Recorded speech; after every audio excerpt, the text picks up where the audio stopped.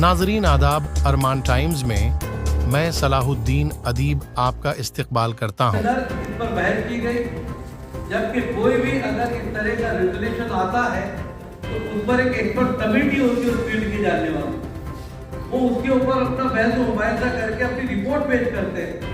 اس کے اوپر پارلیمنٹ کے 2 ایوانوں کے اندر اس بات کو لایا جاتا ہے اور اس پہ ہر نقطے پر غور کیا جاتا ہے، لیکن نو ڈکٹوریل سسٹم رہا۔ 12-13 بڑے ریزولوشن جس طریقے سے فیصلے کیے گئے اس میں تعلیمی پالیسی کا بھی اور فیصلہ تو ہو سکتا ہے کہ ہمارے سیاسی لوگ اس کے لیے لڑے، لیکن تعلیمی پالیسی کے لیے جو معاملہ تھا وہ تھوڑا سا ڈاؤٹ فل تو ہے، اس میں کوئی شک ہم نہیں کہہ سکتے۔ مجھے اچھی طرح یاد ہے کہ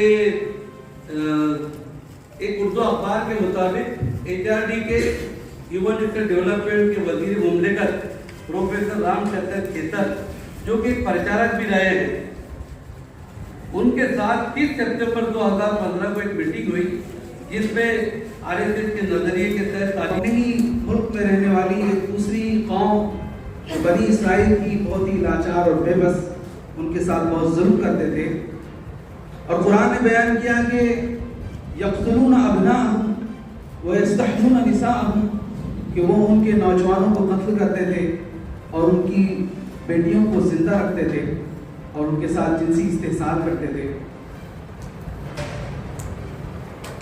قرآن پاک کے اس واقعے میں جس نسل کشی کا تذکرہ ہے، انسانی تاریخ میں ایسے بہت سارے واقعات اور ہولناک واقعات پیش آتے رہے، اور اب زمانہ بدل چکا۔ آج کی استھتی میں بھارت میں ایجوکیشن میں کیا سٹیٹس ہے، اور ایک کوانٹیٹیو پورا انالیسس جو اسکولوں میں ٹیچر ہے یا اسکول سے وہ جانتے ہوں کہ UDIS کر کے ہوتا ہے جو پورے دیش کا ڈیٹا کلیکٹ کرتا ہے، اور اس ڈیٹا کا انالیسس کر کے کچھ باتیں انہوں نے رکھی، اس میں سے صرف کافی بڑی رپورٹ ہے، 120 پیج کی رپورٹ ہے، لگ بھگ NEP کی اتنی ہی اگر ہم پنوں میں گنیں تو۔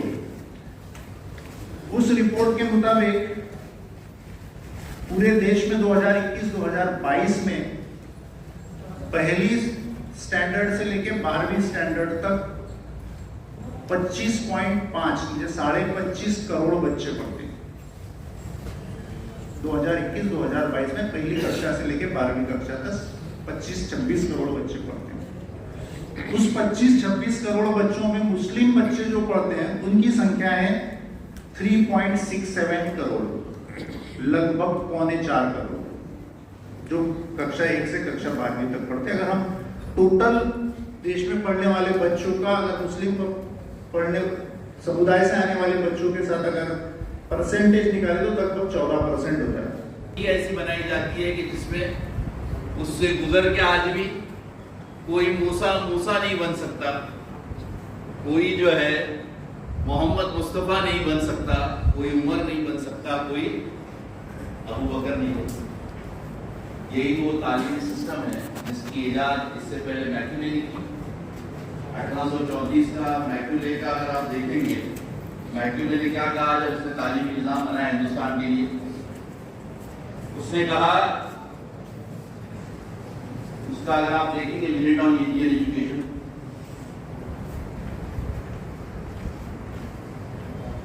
we are developing a people where India, they will be Indian in blood and color, but English in taste, in opinion and morals and intellect۔ اس تعلیمی نظام کی بنیاد کیا تھی؟ یہ رہیں گے تو ہندوستانی، پر یہ کیا ہوں گے؟ ان کا ٹیسٹ انگریزی ہوگا، ان کے خیالات انگریزی ہوں گے، ان کے اخلاق انگریزی ہوں گے، اور ان کے ذہانت انگریزی ہوگی۔ تو جو بھی غالب قوم ہوتی ہے وہ چاہتی ہے کہ لوگ کیسے بنے جیسے وہ چاہتے ہیں، اور اسی کی بنیاد ہے کہ انہوں نے تقریباً 80 سال حکومت کی۔ اس کے بعد 80 نے 110 سال حکومت کی اسی ایجوکیشن سسٹم کے تحت۔ بہرحال اس سسٹم کو آگے بڑھایا، آزادی ملی ہم کو، اور اس سسٹم کے نتیجے میں ہی ہم نے کوئی نیا سسٹم نہیں بنایا تھا، اسی کو ایڈاپٹ کیا، اسی کو فارورڈ کیا، اور آگے جا کر آپ نے دیکھا کہ آتے آتے ہم لوگ آج 2023 میں پہنچے ہیں۔ تو اسی ماڈرن ایجوکیشن، سیکولر ایجوکیشن کے نام پہ پوری دنیا چل رہی ہے، اور اس کا نتیجہ ہے کہ آج ہندوستان کے اندر कितने सारे कॉलेजेस यूनिवर्सिटीज उसकी बुनियादों पे चलते हैं। पर जैसे मैंने कहा कि इंसान कहाँ है इसके अंदर, अभी जैसा सर ने बताया आपको कि भाई जो रेशियो अंबिया अलैहिस्सलाम जो है वो मौलवी बनाकर भेजे गए, ज़ुर्रियत आदम को ज़िंदगी गुजारने के तमाम तरीके वो बताने के लिए भेजे गए और अल्लाह ताला की तरफ से मुंतखब करके भेजे गए कि ज़िंदगी कैसी गुजारी जाए। अल्लाह के नबी सल्लल्लाहु अलैहि वसल्लम भी इसी मिशन पर फाइज किए, जहाँ आपके बहुत सारे अलकाब हैं, बहुत सारे नामों से आपको नवाजा गया है। उसमें आपने कहा है कि इन्नमा वो इस तो मौलिमा, कि मैं मुझे मौलिम बनाकर भेजा गया है। लिहाजा हमारा तसलसल अंबिया इकराम के उस ख्वास से है जो कार नबूत पर जाकर मुंसलिक हो जाता है।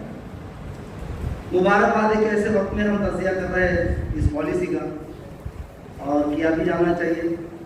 हुकूमतें भी पॉलिसी बनाती है और उसका तज़किया एनालिसिस और विश्लेषण करती है। मैं हिंदी में कुछ शब्द बोलता रहूँगा, शेखाव साहब है जब उनके भी गोशगुजार होते रहे, वो मराठी ना है हिंदी।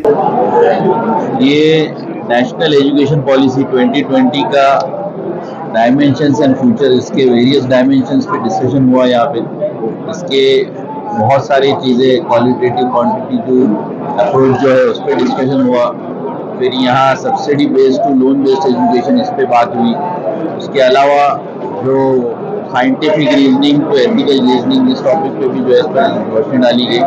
और ये बेसिकली सेंसिटाइजेशन प्रोग्राम था कि क्या समझते हैं लोग इसको, और इसके पॉजिटिव नेगेटिव हमने जो है डिस्कस करने की कोशिश, क्या चैलेंजेस हैं आने वाले दिनों में, क्या होगा, और असातिज़ा इसके लिए अपने आप को कैसे प्रिपेयर करें, क्योंकि जब तक वो इम्प्लीमेंटर हैं, पॉलिसीज़ तो बनती रहती हैं, इम्प्लीमेंटर जो है टीचर्स करते हैं, तो उन टीचर्स को सेंसिटाइज होना ज़रूरी है। वो सब चीज़ों को देखें और उसके बाद अपने आप को प्रिपेयर करें। तो ये उनके लिए खास पैगाम था कि वो इस पॉलिसी को और अच्छे से समझें और ज़्यादा डीपली समझकर आने वाले दिनों में क्या क्या हो सकता है उसके लिए अपने आप को तैयार करें। इसके लिए हमने ये प्रोग्राम रखा था, और इसमें जलगांव यूनिट के लोगों ने बहुत ज़्यादा, वहदत इस्लामी के लोगों ने मेहनत की, और अल्हम्दुलिल्लाह काफ़ी लोगों ने इसको रिस्पॉन्ड किया, और टीचर्स ने भरपूर ताउन करके जो है यहाँ पे अपनी हाजिरी दिखाई।